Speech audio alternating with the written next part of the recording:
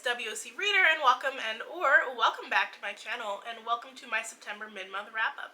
I can't believe that we are already in the middle of September. It just feels like September is whizzing by, and I have a trip at the end of the month, so that's something I am looking forward to.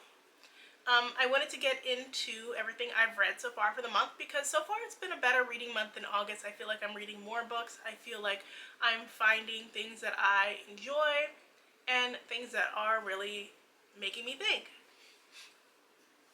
So let's get into it. I've been kind of craving like cozy, atmospheric type of things, like darker things, and this one definitely falls in line as far as dark and atmospheric. This one is Immortal Dark by Ty Gurma. So there is some like slight Ethiopian mythology in here, but it really is just your vampire romance story. So in this one, we follow a girl who comes from this house that she finds out her house is tied to a clan of vampires, and in this world, like every vampire clan is assigned to a specific house, and they pick a member of that family to feed off of. She is the only one left from her house after her sister was kidnapped, and she's trying to find her sister's kidnapper. She suspects it's this vampire, but she needs proof. So in order to get that proof, she has to go to an exclusive university where you study the connection between humans and vampires. For me, what really made this book is just a strong connection between our main character and her love interest. I don't find a lot of YA can always capture like the vampire story well. There's just an allure that draws you to these creatures. Like there has to be a hint of seduction there, and I feel like this one does it very well while still keeping it YA appropriate. And I had a good time with that enemies to lovers aspect. Very rarely recently do I think enemies to lovers is done well, but I thought it was done well here. So overall, I enjoyed it. I would say it starts out very fast paced and then gets very slow in the middle. At some points I did feel a little bit of information overload, which is how much world was thrown at us, and you're not always sure what direction the story is going in. As far as dark academia, I don't really know what the definition of dark academia in publishing is at this point. Like I feel like it now just, it has a school in it, because there's a school and they attend the school, but we're not seeing them in class every day. There's no deconstructing the academics. It's just like she needs to go to school, she goes to class to learn this stuff, and they're about passing their grades. But I don't feel like the school is a character in of itself the way that the house in this book is a character of itself. But overall, this is just a quick vampire read. If you like vampire YA romance, you're going to enjoy this one. If you like a more atmospheric read, you'll probably have a good time with it. I read Countess, and it is by Suzanne Colombo. I listened to the audiobook.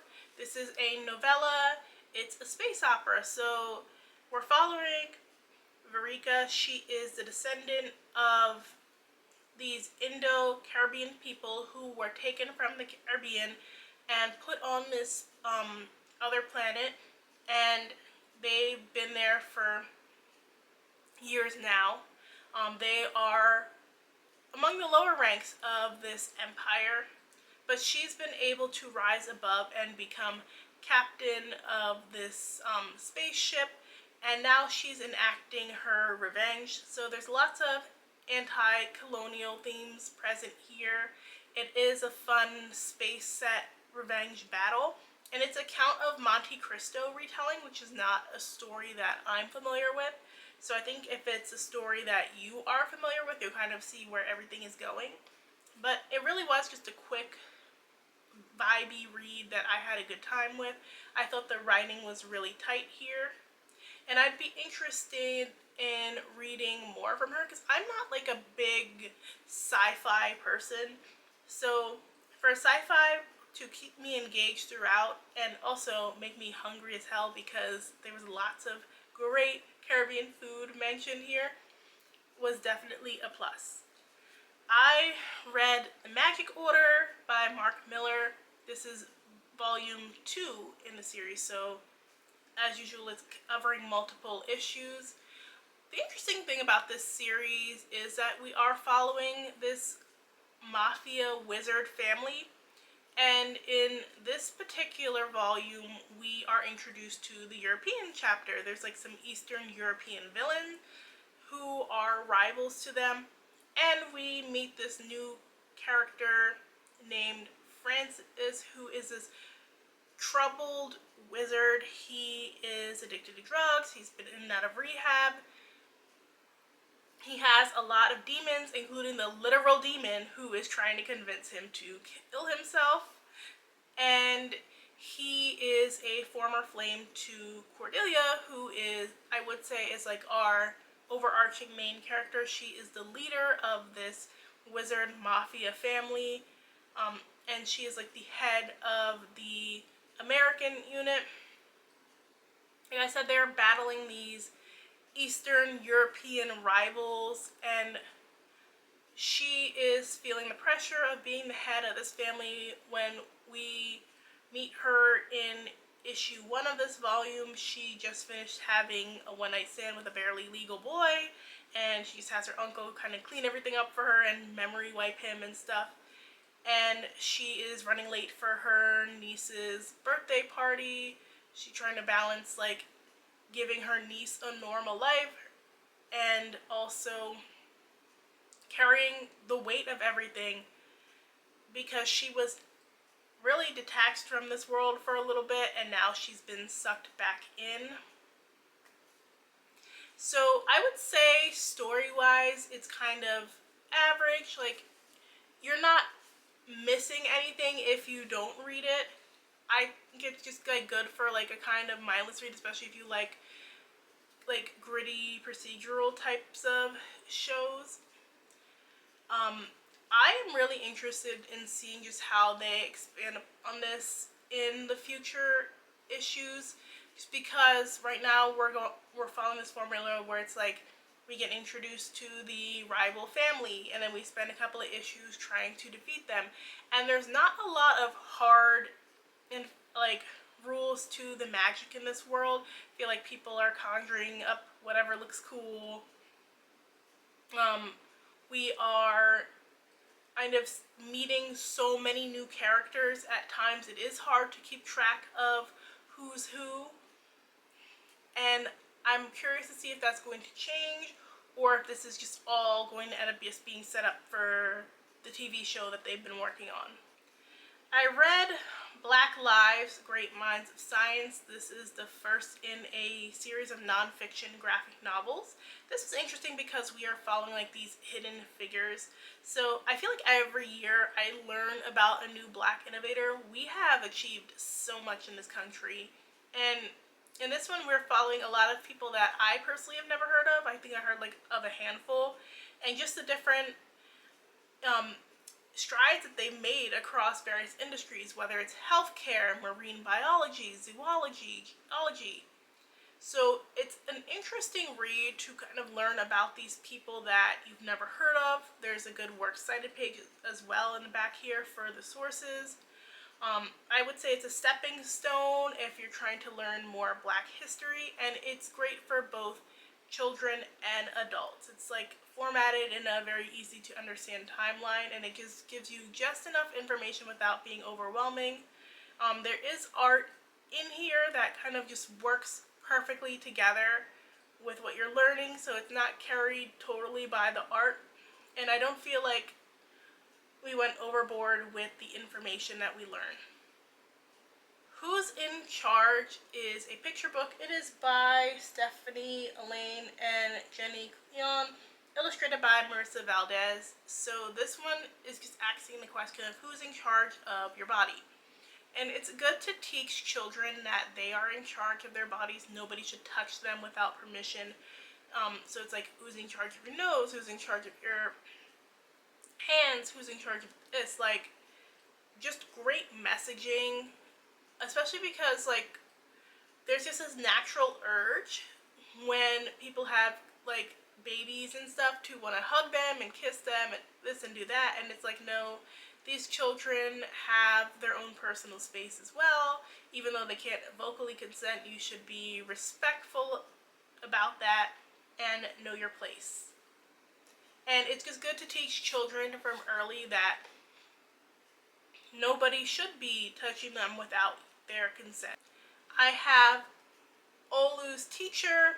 This one is by Jamel C. Campbell, illustrated by Lydia Mbia.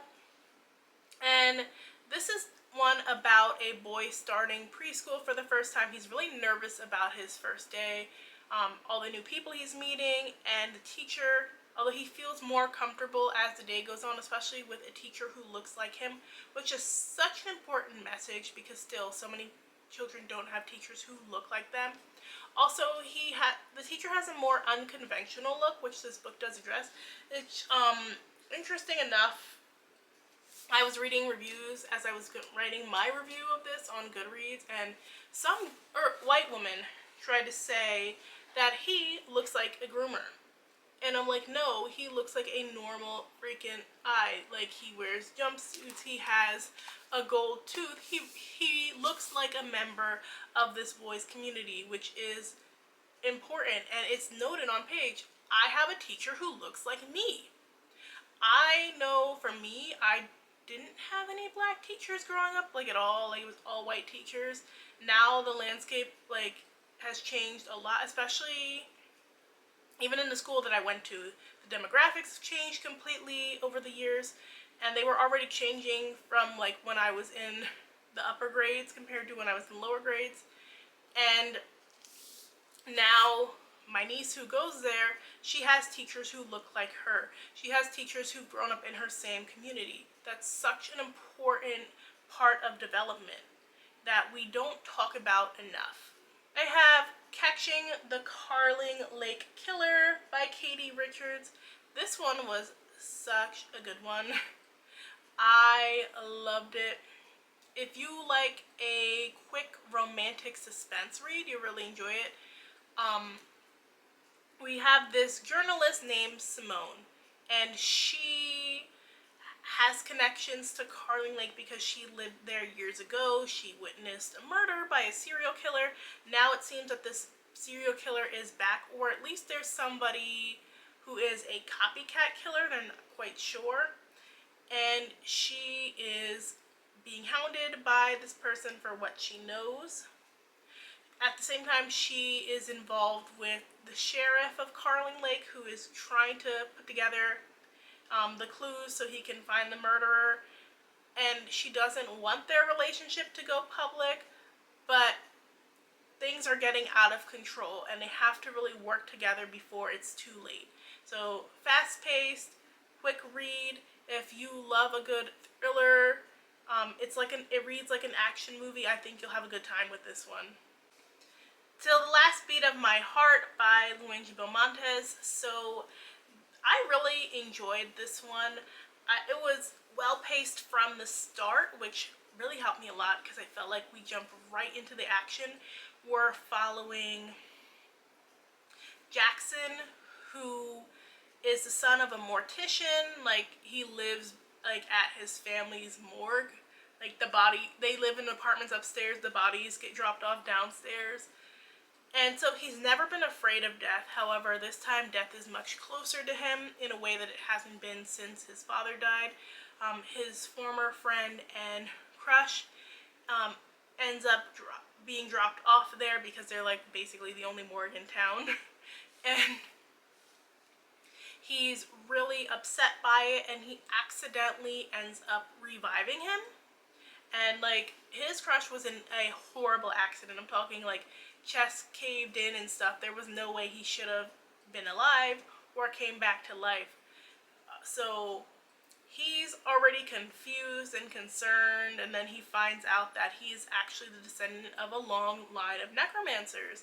And one thing that this did different for me is that it wasn't tied to any like specific lore, as far as like cultural lore, because so often I'm in BIPOC books you have to like find a way to tie it back into some urban legend or mythology specific to that culture. The way we get culture in this book is just like your normal everyday stuff, like he comes from a Puerto Rican family, so they're often eating arroz con habichuelas, and they're switching often when talking between English and Spanish, even mid-sentence. That just felt really authentic and real.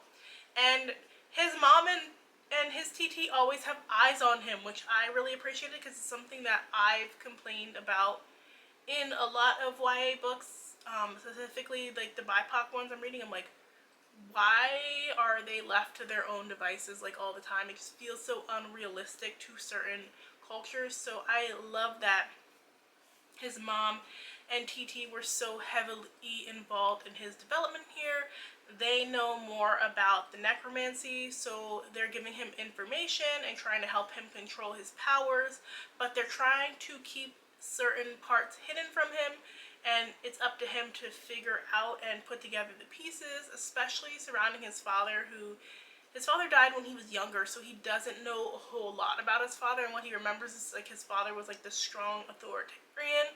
Now he's starting to like really see him as just like a regular being, which is really cool because you get to that point eventually as you grow up where you start to see your parents as the people that they are rather than just your parents.